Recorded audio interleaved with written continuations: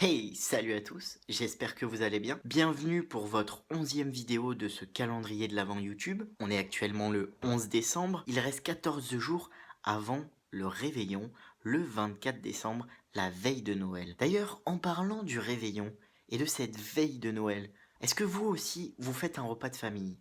J'aimerais bien qu'on parle de ce fameux repas du réveillon, la veille de Noël, où en général tu te regroupes avec une partie de ta famille ou avec toute ta famille si tu as l'occasion de le faire et la possibilité de le faire. Mais ce repas, c'est un truc de malade. Tu mets une semaine à le préparer parce qu'il faut commander des produits en veux-tu en voilà, ça coûte une blinde. Celui qui accueille, mais il se saigne les poignets. Tu manges pour 15 alors que t'es 10, tu prends à boire pour 20 alors que t'es 10. Moi une fois j'ai passé un réveillon en famille dans le sud-ouest, je suis rentré à 19 h pour l'apéro, on était à table à 20 h, on est ressorti de table à 2 h. J'ai passé plus de 5 h 30 à table. C'est malade, la quantité de bouffe qu'il y a. C'est le genre de repas où tu sors de table, t'as pris 5 kilos, t'as le diabète et une cirrhose.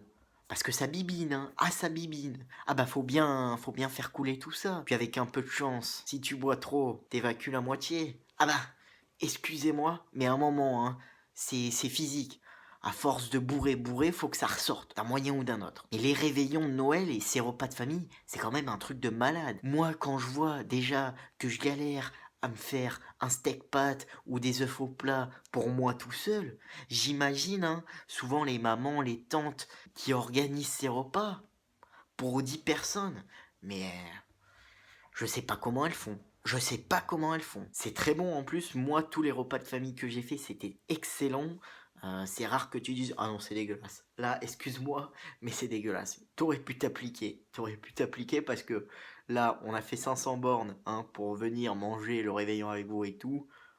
C'est dégueulasse. Entre nous, si jamais un jour c'est dégueulasse, ne le dites pas. Hein, faites semblant. Parce que la personne, sinon, ça va pas le faire. J'espère que vous êtes prêts pour ce fameux repas de famille. Dites-moi, vous, votre expérience de repas de famille, comment ça se passe? Si c'est plutôt détente, si c'est plutôt grande fête, grand repas, dans quelle proportion? Et je pense vous faire une petite vidéo comment se préparer à un repas de famille. Parce que oui, ça demande une préparation physique et psychologique. Mais on y reviendra une autre fois.